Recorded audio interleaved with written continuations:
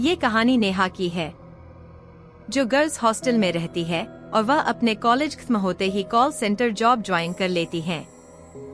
नेहा अपनी नई जॉब के लिए बहुत उत्साहित है।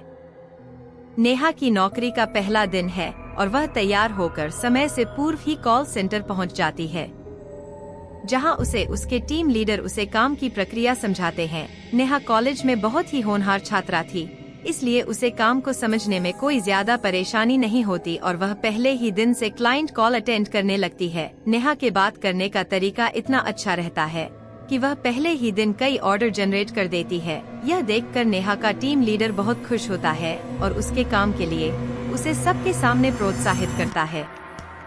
नेहा खुश हो जाती है और कई दिन होने के बाद अब नेहा को भी यह काम अच्छा लगने लगता है। नेहा अपने काम से इतना प्यार करने लगती है कि उसे कई बार अपनी टाइमिंग का भी पता नहीं चलता। कई दिन ऐसे ही चलते रहते हैं। एक दिन नेहा का टीम लीडर उसे नाइट शिफ्ट करने के लिए कहता है, लेकिन नेहा रात में काम करने को मना कर देती है। दरअसल कॉल सेंटर की रात को काम करने वाले स्टाफ में कमी आ जाती है, जिसकी वजह से नेहा को अप्रोच किया जाता है। काम की मजबूरी के चलते नेहा हाँ कर देती है और अगली रात 8 बजे से नेहा कॉल सेंटर पहुंच जाती है। नेहा जैसे ही अपना हेडफोन लगाती है, लेकिन वह इस कॉल को नजरअंदाज कर देती है। उसे लगता है यह जरूर किसी की शरारत होगी और वह रात की शिफ्ट खत्म करके सुबह अपने हॉस्टल पहुंचती है। हॉस्टल में नेहा खाना खाते वक्त टीवी देख रही होती है। तभी उसे खबर मिलती है कि उसके टीम लीडर की कार एक्सीडेंट में मौत हो गई है और यह देखते ही नेहा अपना खाना छोड़कर अपने कॉल सेंटर भागती है। वहां उसे पता चलता है कि उसके टीम लीडर नाइट शिफ्ट खत्म करके अपने घर जा रहे थे और रास्ते में ही एक ट्रक से उनका एक्सीडेंट हो गया और उनकी मौत हो गई। लेकिन नेहा इसलिए ज्यादा परेशान थी क्योंकि रात को जो कॉल आया था उसमें यही मैसेज था कि सुबह तुम्हारे टीम लीडर की कार एक्सीडेंट से मृत्यु हो जाएगी और वह कॉल हकीकत में बदल चुका था, जिससे नेहा बहुत परेशान थी। वह सभी को यह बात बताना चाहती थी, लेकिन उसे अच्छे से पता है कि कोई उसकी बात का यकीन नहीं करेगा। नेहा पता करना चाहती है कि वह कॉल किसने किया था, इसलिए वह अपने एडमिनिस्ट्रेशन में जाकर कॉल डिटेल पता करती है। लेकिन जिस समय नेहा को कॉल आया था उस समय का कोई भी रिकॉर्ड मौजूद नहीं होता। इसका मतलब उस समय किसी क्लाइंट का कॉल नेहा को नहीं आया था। नेहा इस बात पर यकीन ही नहीं कर पा रही थी कि उस कॉल की वजह से ही उसके टीम लीडर की मौत हुई और वह परेशान होकर अपने हॉस्टल वापस लौट जाती है। सारा दिन परेशानी झेलने के बाद वह अपनी नाइट शिफ्ट के लिए तैयार होती है और कॉल सेंटर पहुंच जाती है। यहाँ उसके सहकर्मी पहले से ही काम कर रहे होते हैं और टीम लीडर के स्थान पर एक नए व्यक्ति को नियुक्त किया जाता है। नेहा जाते ही नए टीम लीडर से परिचय करती है और उसके बाद क्लाइंट कॉल अटेंड करने में लग जाती है। देखते रात 12 बज जाते हैं और फिर उसे उसी तरह का एक और कॉल आता है और उसमें बताया जाता है कि आज रात 2 बजे कॉल सेंटर के सर्वर रूम में आग लग जाएगी, जिससे कॉल सेंटर का सारा क्लाइंट डाटा बर्बाद हो जाएगा और इससे कंपनी को बहुत नुकसान होगा। लेकिन नेहा इस बात को हल्के में नहीं लेती और अपने नए टीम लीडर से जाकर सारी बात बता देती है और वह भी नेहा की बात पर भरोसा करते हुए सर्वर रूम का परीक्षण करता है। लेकिन वहाँ किसी तरीके की तकनीकी खराबी नहीं होती और वह नेहा से कहता है, यहाँ सब कुछ ठीक है, दुर्घटना होने का तो सवाल ही पैदा नहीं होता है। जरूर तुम्हें फर्जी कॉल आया होगा, तुम अपने काम में लग जाओ, इन सब बातों पर ध्यान मत दो। कॉल सेंटर में स्पैम कॉल आम बात है और नेहा वापस कॉल अटेंड करने में लग जाती है। कुछ समय बाद जैसे ही 2 बजते हैं, सर्वर रूम में एक छोटा सा धमाका होता है और काम कर रहे सभी लोग भागते हुए वहाँ पहुँचते हैं और देखते ही देखते सारे कमरे में आग लग जाती है। टीम लीडर सभी से आग बुझाने को कहते हैं।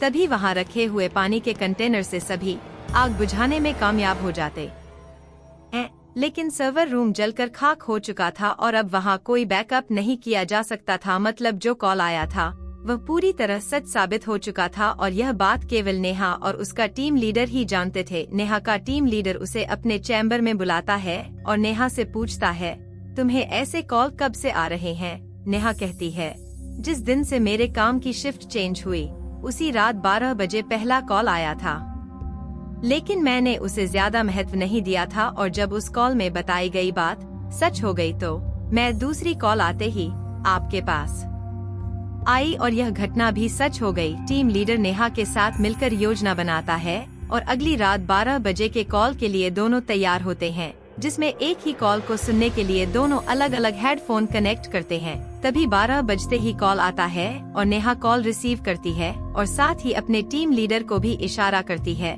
ताकि वह भी कॉल में बताई जा रही बातें सुन सकें और दोनों हेडफोन लगा लेते हैं। नेहा की हेडफोन में आवाज आती है कि आज कॉल सेंटर के चौकीदार की मौत करंट लगने से होगी और तभी नेहा डर वजह से हेडफोन निकाल देती है और टीम लीडर के चेम्बर में भागते हुए जाती है और कहती है, सर सुना आपने, आज हमारे कॉल सेंटर के चौकीदार की मौत होने वाली है। लेकिन ताज्जुब की बात तो यह है कि टीम लीडर को कोई आवाज नहीं सुनाई दी थी और उसके हिसाब से नेहा को भी कोई कॉल नहीं आया था, क्योंकि ट्रैकिंग डिवाइस में किसी कॉल की पुष्टि नहीं हो रही थी। लेकिन टीम लीडर नेहा की बात पर यकीन करने लगा था और इसलिए वह नेहा की बात मान लेता है और तभी वह कॉल सेंटर के सिक्योरिटी स्टाफ को बुलाता है और उसे पता चलता है कि एक बहुत ही पुराने कर्मचारी हैं जो आज ड्यूटी पर नहीं आए, शायद उनकी तबीयत कुछ ठीक नहीं है। टीम लीडर आए हुए सुरक्षा कर्मियों को केवल आज की रात इलेक्ट्रॉनिक सेटअप से दूर रहने का ऑर्डर देता है ताकि कोई करंट से न मारा जाए। सारी रात गुजर जाती है, नेहा की जान में जान आती है और वह टीम लीडर से कहती है, सर हमने अपने सुरक्षा कर्मियों को बचा लिया। लेकिन तभी टीम लीडर के मोबाइल मैसेज जाता है, आज रात को वह सुरक्षा कर्मी करंट लगने से मर गया जिसने छुट्टी ले रखी थी। टीम लीडर परेशान हो जाता है और नेहा से कहता है, हमें इन हत्याओं का कारण जानना होगा क्योंकि हमारे कॉल सेंटर में लगातार यह हादसे हो रहे हैं और सिर्फ तुम्हें ही इसकी जानकारी क्यों मिल रही है।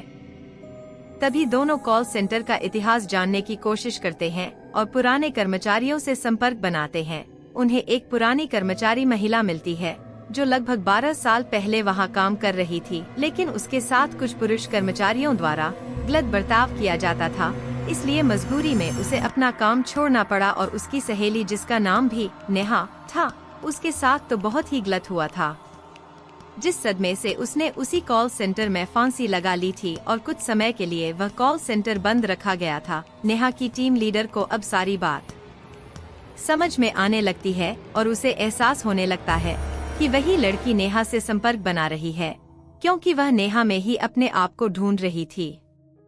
नेहा यह बात जानते ही डर जाती है और वह अपनी नौकरी छोड़ने का फैसला करती है, लेकिन टीम लीडर उसे मनाने की कोशिश करता है और कहता है, तुम ही हो जो उससे संपर्क बना सकती हो और यदि तुम चली गई तो ये हादसे हमेशा होते रहेंगे और हमें पता भी नहीं चलेगा। जरा सोचो कितने निर्दोष लोगों की जान जा सकती है। और यह बात सुनते ही नेहा मन बना लेती है कि वह पता लगा कर रहेगी कि यह हादसे कैसे रोके जा सकते हैं और दोनों मिलकर एक व्यक्ति के पास जाते हैं जिसे वैज्ञानिक रूप से भूतों से संपर्क साधना आता था। वहां जाकर उस व्यक्ति से उन्हें पता चलता है कि जब तक उसका बदला शांत नहीं होगा वह ऐसे ही हत्या करती रहेगी, लेकिन यदि हम उसकी आत्मा का संपर्क कॉल सेंटर से अलग करने में कामयाब हो जाए तो हादसे रोके जा सकते हैं। लेकिन इसके लिए नेहा की जान को खतरा हो सकता था, क्योंकि उस वक्त नेहा को अकेले ही कॉल सेंटर में रहना होगा और जैसे ही वह नेहा से संपर्क करेगी तो उसे नेहा के शरीर के अंदर आने के लिए यह व्यक्ति विवश कर देगा और उसे नेहा के शरीर के अंदर रखते हुए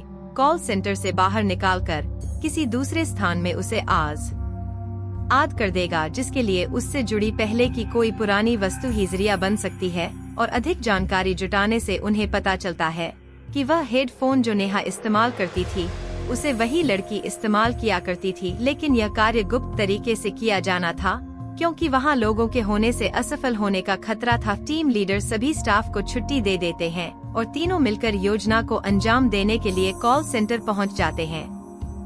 रात 12 बजते ही हमेशा की तरह कॉल आता है और योजना के अनुसार वैज्ञानिक उस आत्मा को तकनीकी प्रक्रिया के तहत नेहा के शरीर में उसे प्रवेश करवा देते हैं और नेहा बहुत अजीब सा बर्ताव करने लगती है। उसे संभलना मुश्किल हो जाता है। तभी दोनों नेहा को रस्सी के सहारे बांधकर कार तक ले जाते हैं और एक सुनसान जगह धार्मिक स्थल पर उसे आजाद करने की तकनीकी प्रक्रिया करते हैं। कुछ ही घंटों बाद नेहा को होश आ जाता है। टीम लीडर यह देखकर बहुत खुश होता है क्योंकि उन्होंने खतरा उठाते हुए इतना बड़ा काम कर लिया था और बहुत से बेकसूर लोगों को मरने से बचा लिया था। इस हादसे ने नेहा को झकझोर के रख दिया, इसलिए वह अपनी नौकरी छोड़ देती है और अपने गांव वापस चली जाती है। इस घटना के बाद कुछ दिनों के लिए कॉल सेंटर में नाइट शिफ्ट बंद कर दी जाती है। इस घटना के कुछ दिन बीते ही थे, अचानक 12 बजे फिर कॉल सेंटर में कॉल आता है, जबकि सारा सिस्टम बंद किया जा चुका था। लेकिन फोन की घंटी बजती रहती है